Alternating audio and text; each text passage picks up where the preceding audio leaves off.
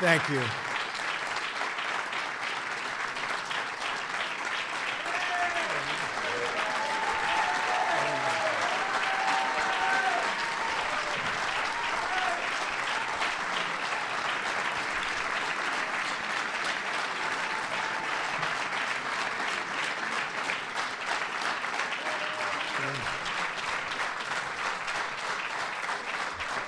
Thank you very much. Thank you. Today, Israel takes a big step towards peace.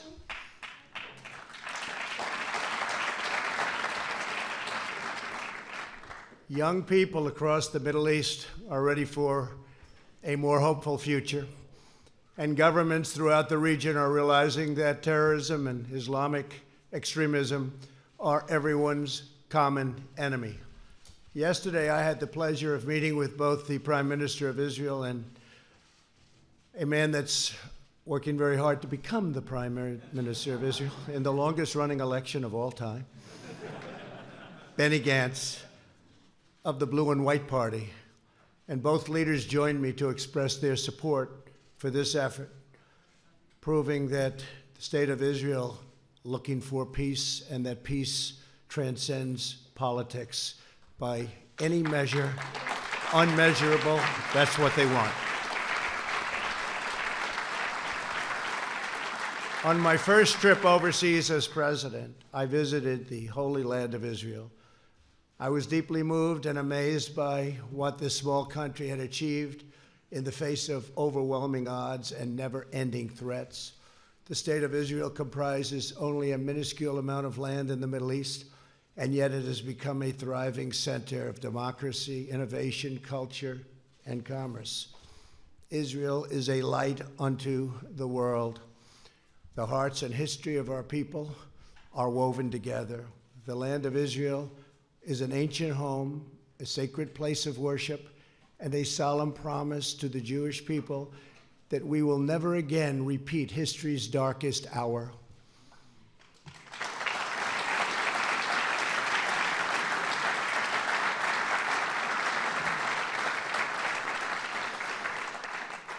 During my trip to Israel, I also met with Palestinian President Abbas in Bethlehem.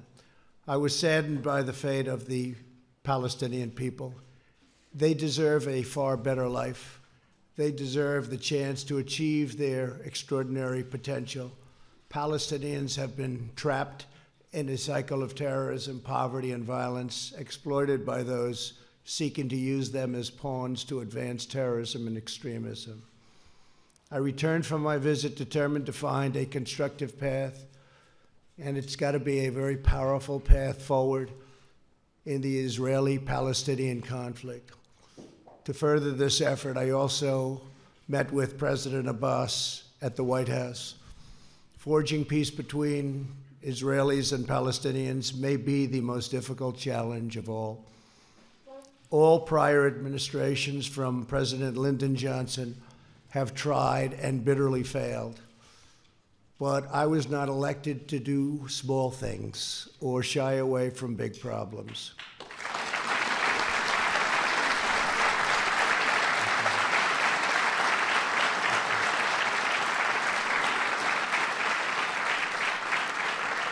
It's been a long and very arduous process to arrive at this moment.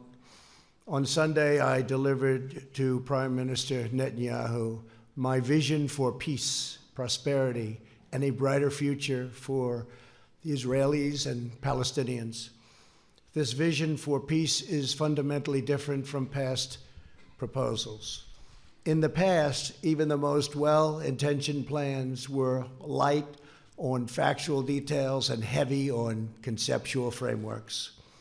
By contrast, our plan is 80 pages and is the most detailed proposal ever put forward by far. As I have seen throughout my long career as a deal maker, complex problems require nuanced, fact-based remedies. That is why our proposal provides precise technical solutions to make Israelis, Palestinians, and the region safer and much more prosperous. My vision presents a win-win opportunity for both sides a realistic two-state solution that resolves the risk of Palestinian statehood to Israel's security. Today, Israel has taken a giant step toward peace. Yesterday, Prime Minister Netanyahu informed me that he is willing to endorse the vision as the basis for direct negotiations, and I will say the general also endorsed, and very strongly, with the Palestinians, a historic breakthrough. And likewise, we have really a situation having to do with a race that is taking place right now. It will end, and we have the support, and it's very important to say this, of both parties and almost all people in Israel. They want peace, and they want peace badly.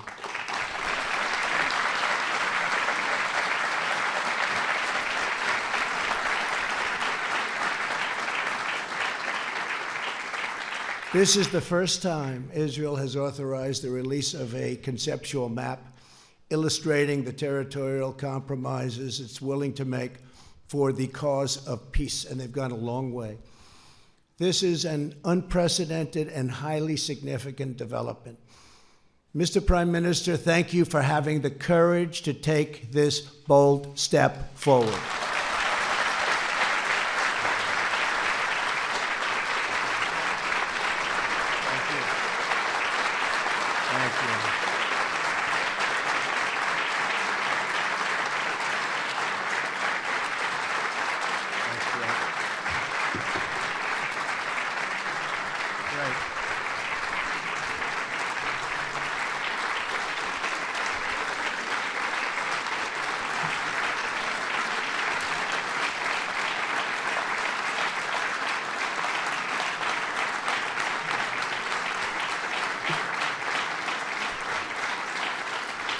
Bibi, we have a lot of powerful people in this room, a lot of the people that can help make it work. So that's quite a thunderous applause.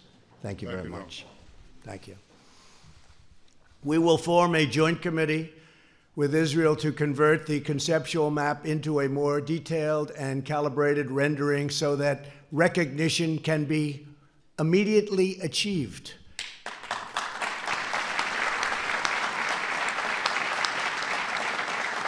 We will also work to create a contiguous territory within the future Palestinian state for when the conditions for statehood are met, including the firm rejection of terrorism.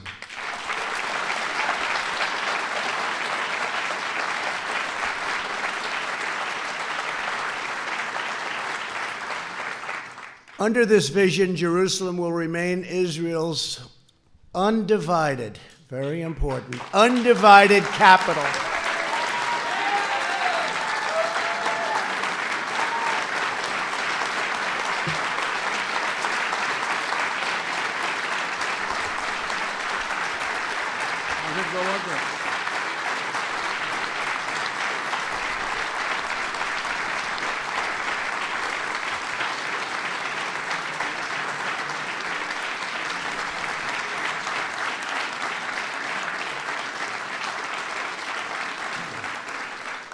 But that's no big deal, because I've already done that for you, right? We've already done that, but that's okay. It's going to remain that way. And the United States will recognize Israeli sovereignty over the territory that my vision provides to be part of the state of Israel. Very important. And crucially, the proposed transition to a two-state solution will present no incremental security risk to the state of Israel whatsoever.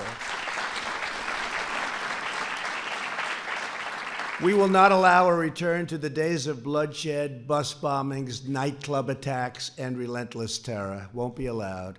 Peace requires compromise, but we will never ask Israel to compromise its security. Can't do that.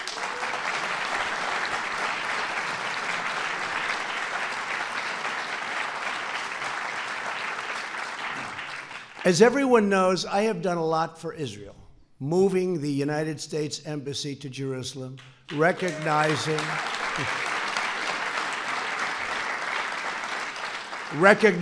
the Golan Heights,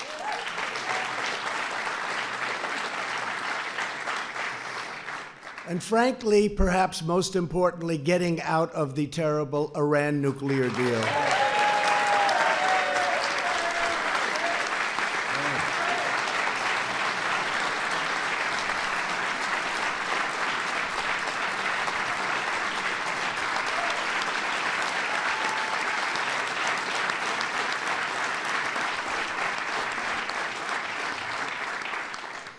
There's a lot of spirit in this room. It's true. You don't see it often. You don't see it often. Therefore, it is only reasonable that I have to do a lot for the Palestinians, or it just wouldn't be fair. Now, don't clap for that, okay? But it's true.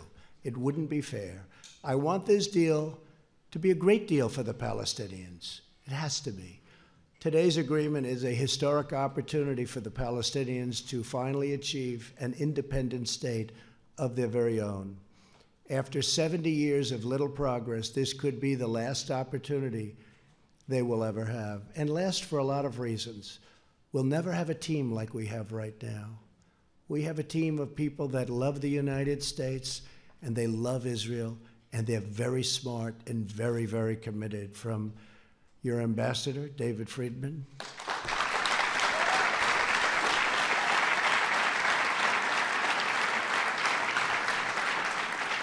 to Jason and Avi and Jared,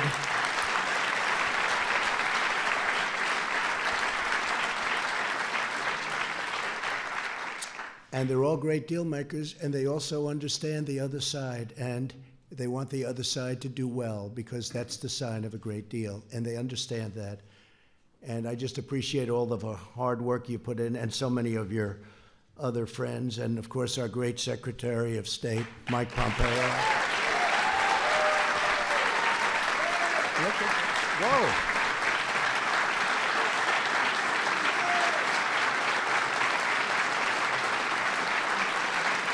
Wow, that's impressive. That was very impressive, Mike. That reporter couldn't have done too good a job on you yesterday, right? I think you did a good job on her, actually. That's good. Thank you, Mike. Great. Are you running for Senate? I guess the answer is no after that, huh? They all want him to. Kansas, great state, they want him to, but you're doing a great job. Don't move. The Palestinian people have grown distrustful after years of unfulfilled promises. So true. Yet I know they are ready to escape their tragic past and realize a great destiny. But we must break free of yesterday's failed approaches. This map will more than double the Palestinian territory and provide a Palestinian capital in eastern Jerusalem, where America will proudly open an embassy.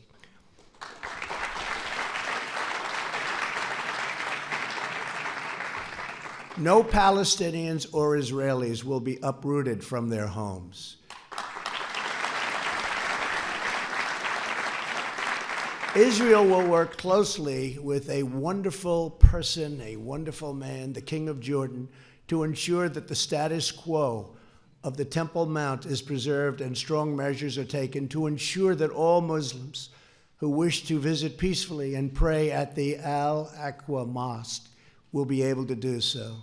This is a major statement. This is of major importance. And at the same time, our vision will deliver massive commercial investment of $50 billion into the new Palestinian state. You have many, many countries that want to partake in this, and many of them are surrounding. They all want this to happen. Virtually every one of them want this to happen, and I think, Bibi, you know that very well. You're going to have tremendous support from your neighbors and beyond your neighbors.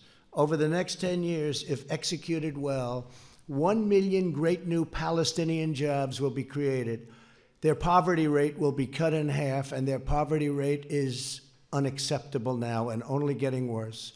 Their GDP will double and triple, and much-needed hope, joy, opportunity, and prosperity will finally arrive for the Palestinian people. Our vision will end the cycle of Palestinian dependency upon charity and foreign aid. They will be doing phenomenally all by themselves. They are a very, very capable people.